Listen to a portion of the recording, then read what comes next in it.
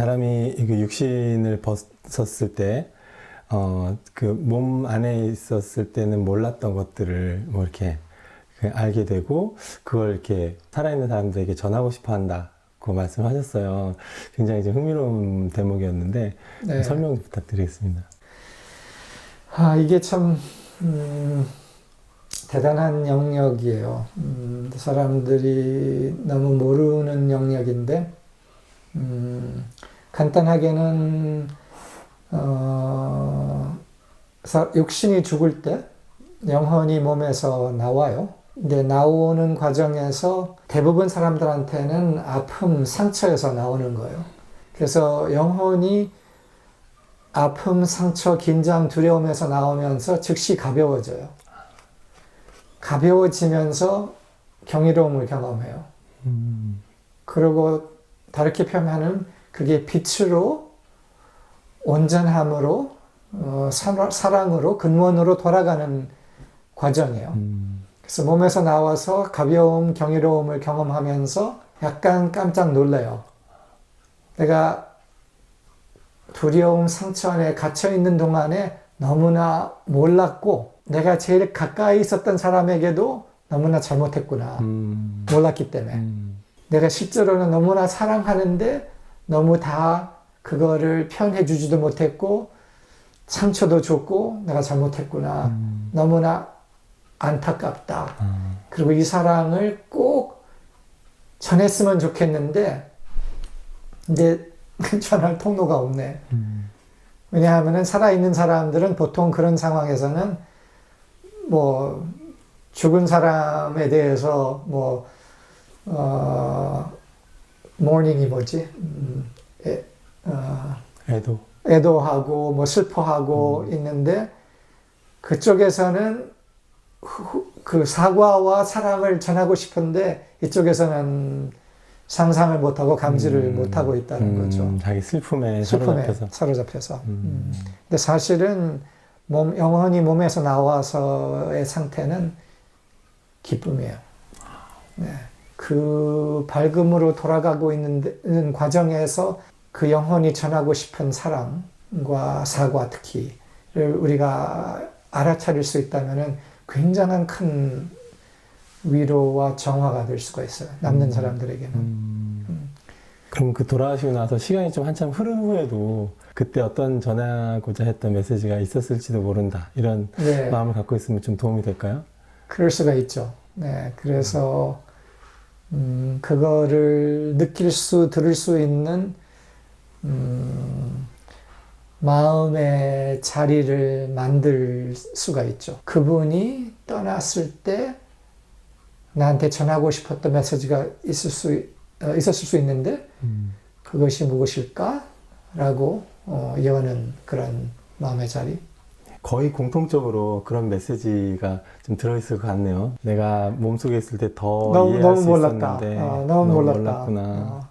왜냐하면 너무나 몰랐기 때문에 몸에 갇혀 있었기 때문에 상처, 아픔, 두려움, 뭐 별거에 다 슬픔에 갇혀 있었기 때문에 내가 너무 몰랐다. 부모님과의 어떤 관계에서 갈등으로 인해서 힘들어하시는 분들도 많이 계신 것 같아요. 예, 어떤 말씀을 좀 해주시겠어요? 우선 부모님과의 갈등을 해결하려고 하기 전에 자신과의 갈등을 먼저 해결할 필요가 있어요.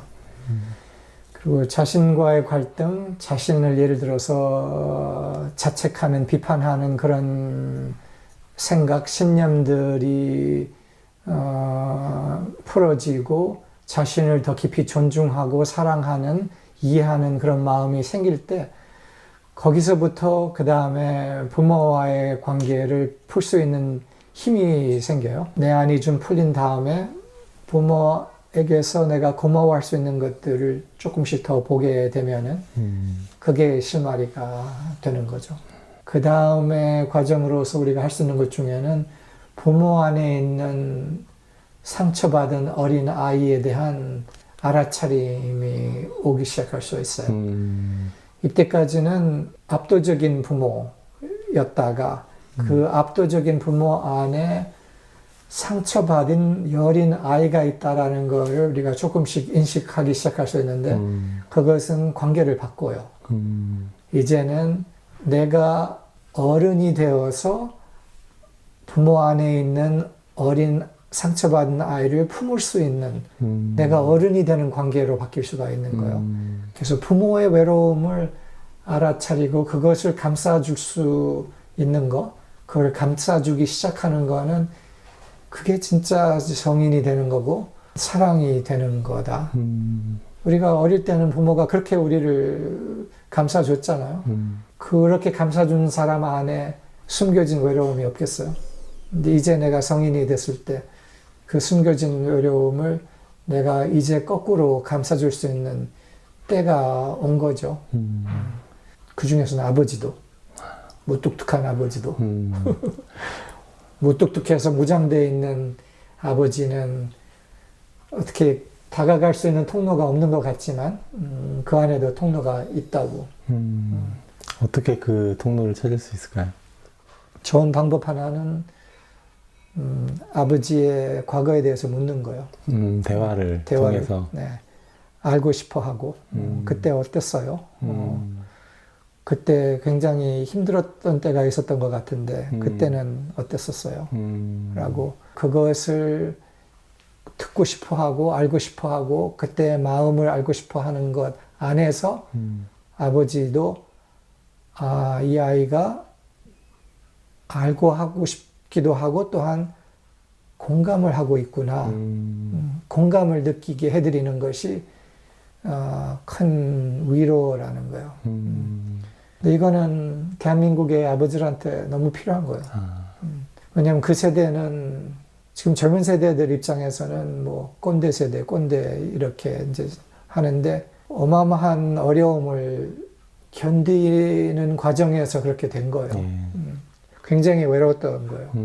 근데 그 아버지들의 외로움을 조금씩 알아차려주는 젊은 세대들이 너무 중요한 거예요. 그러면 부모님이 자신을 존중해주지 않는다라고 느낄 때 어떤 마음을 가지면 좋을까요? 왜 그럴까? 부모님이 왜 그럴까? 나를 왜 존중하지 않을까를 우리가 알아차려 들어갈 수가 있어요. 그러면은 우리가 조금씩 알게 될 수 있는 거는 나를 존중하지 않는 것 뒤에는 깊이 존중받지 않은 경험을 어머니든지 아버지도 했구나. 부모님도 그렇게 네, 부모님도 물려받았구나. 존중, 멸시받은 상처든지 깔아뭉개지는 존중받지 않는 상처가 깊이 있었겠구나. 그리고 그것 때문에 똑같이 되풀이하고 있구나. 그래서 나를 존중하지 않은 거는 자신이 얼마나 존중받지 못한 상처가 있었는지를 보여주는 것이구나. 그런 이해로서 우리가 우리의 원망, 불만을 풀 수가 있어요. 존중하지 않는 부모는 거의 다 존중받지 못한 상처를 갖고 있어요.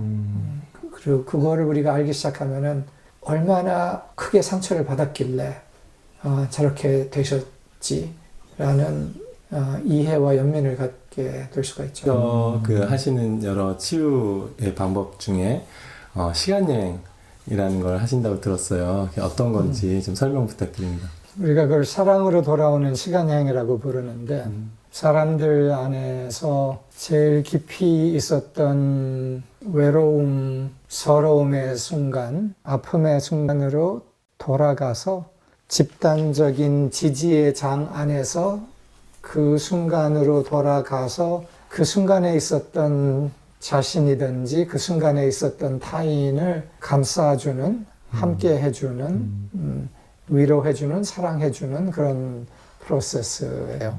한 사람이 자원을 해서 자신 또는 가까웠던 사람의 제일 외로웠던 순간을 그 자리에서 재현을 해요.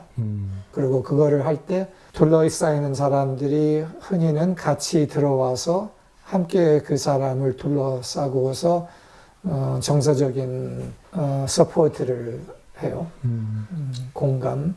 그렇게 해서 맺혀있는 아픔을 맺혀 있는 눈물을 다시 흐를 수 있게, 다시 흘러나갈 수 있게 해주는 프로세스예요.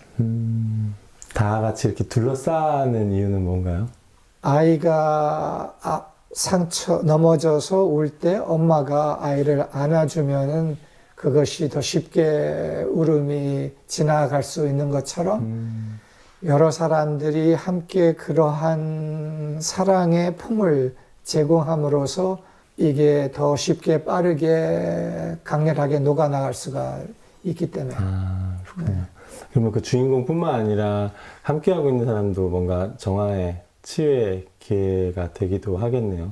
그렇죠. 함께하는 사람들한테는 우선 사랑을 그렇게 강렬하게 제공하는 사람이 되는 것만 해도 굉장히 큰 치유예요. 내가 사랑이구나를 경험을 해요.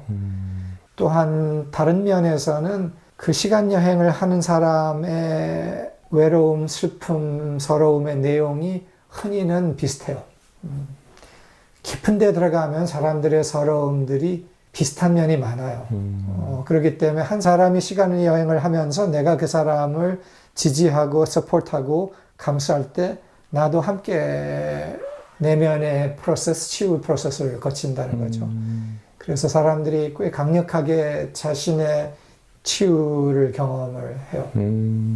제목이 사랑으로 돌아오는 네. 이런 수식어가 붙는데 여행에서도 이게 잘 돌아오는 게 중요한 것 같아요. 그렇죠. 그 힘든 상황 속에 들어가는 것까지는 어떻게 갔는데 네. 거기서 또 잘 돌아와야지 네. 우리 일상을 또 잘 살 수 있을 것 같은데 그렇죠. 그 잘 돌아오는 것에 대한 이야기 네. 좀 듣고 싶은데요. 네. 그래서 이제 심리 치료 중에 위험한 것들이 있을 수가 있어요. 아픔으로 진입을 들어가기는 하는데 온전함과 사랑으로 돌아오는 거를 잘 안내가 없을 때 상처를 열고서 그게 다시 치유가 되지 않은 채 2차 트라우마가 될 수도 있어요. 그래서 그게 제일 경계해야 하는 거예요. 그래서 우리가 하는 방식에는 우선 제일 안전한 공간을 만드는 거, 이게 중요하고, 그리고 2차 트라우마가 생기지 않게 하는 것으로 아팠던 자리가 충분한 사랑으로 채워져서 치유가 되게 하는 것이 또한 방법인 거죠. 그래서 아픔을 열기만 해서는 안 돼요. 그 자리가 다시 떠오르게 되고 느끼게 되었을 때 그것을 채우는 사랑의 기운이 충분하고 성숙하고 했을 때 이게 변화하는 거죠. 치유가 되는 거죠. 시간여행 중에 인도하시는 그런 말씀이 공명을 통해서 이렇게 우러나오는 말씀인가요? 네, 공명 그런 부분도 있지만 또 한 부분은 진짜 우주가 이 아이에게 전하고 싶은 메시지, 마음, 사랑을 내가 채널이 돼서 전해주는 거라고도 생각할 수가 있는 거죠. 이 아이가 이 순간 이렇게 제일 외로웠던 그 순간에 우주가, 하늘이, 신이, 사랑이 무엇을 전달하고 싶었을까를 느끼면서 전달을 하는 거죠. 많이 통로가 되어서. 네. 그렇군요. 그러면 이제 그 통로를 좀 여셔서 이 영상을 보시는 분들이 혹시 시간여행의 주인공이라고 생각을 하시고 혹시 좀 우주에서 전하고자 하는 메시지가 있다면 네. 좀 네. 전해주실 네. 수 있으시겠어요? 네. 오케이. 여러분들 모두가 가진 다 삶의 과정에서 깊은 외로움, 서러움을 경험한 순간들이 있었을 거예요. 그런데 그런 제일 깊은 외로움, 서러움의 순간이 있었을 때 또한 느꼈을 것 중에는 내가 진짜 혼자구나, 아무도 거기 없구나, 나는 버려졌구나 라는 그런 경험을 했을 거예요. 그리고 특히 어렸다면은 그 경험은 너무나 컸을 거고, 그리고 큰 상처가 됐을 거고, 그런데 그 버려짐의 경험을 하고 있는 아이에게 우주는 꼭 전달하고 싶은 메시지가 있어요.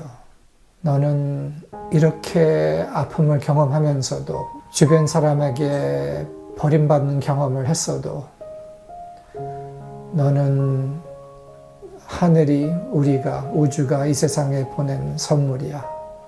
너무나 귀하고 소중한 존재야. 아름다운 존재야. 너의 주변 사람들이 본인들이 너무 상처받았기 때문에 그 본인에 대한 아름다움을 몰라서 너에 대해서도 그렇게 거칠게 행동을 했는데 그거와 상관없이 너는 귀한 존재야. 이 세상에 보물로 왔어. 그리고 상처받았기 때문에 그 보물이 가려지기도 했으나 그 보물은 네 안에 그대로 살아있어. 그 따뜻한 사랑, 순수한 마음, 그 빛나는 눈빛, 그 거침없는 생명력, 네 안에 아직 그대로 있어. 언젠가 다시 피어나기를 기다리고 있어.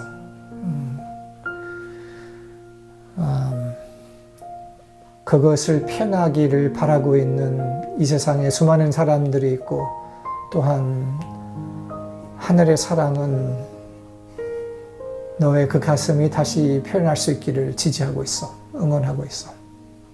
너를 사랑하고 너를 기다리고 있는 너무나 많은 사람들이 있어.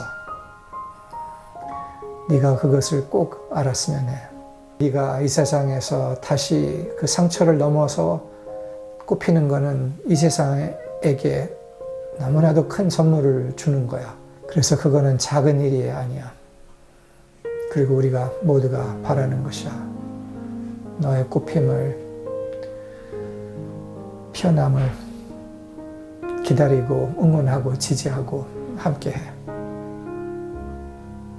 이 메시지를 여러분들 모두 안에 있는 제일 외로웠던 아이, 혼자라고 했던 아이에게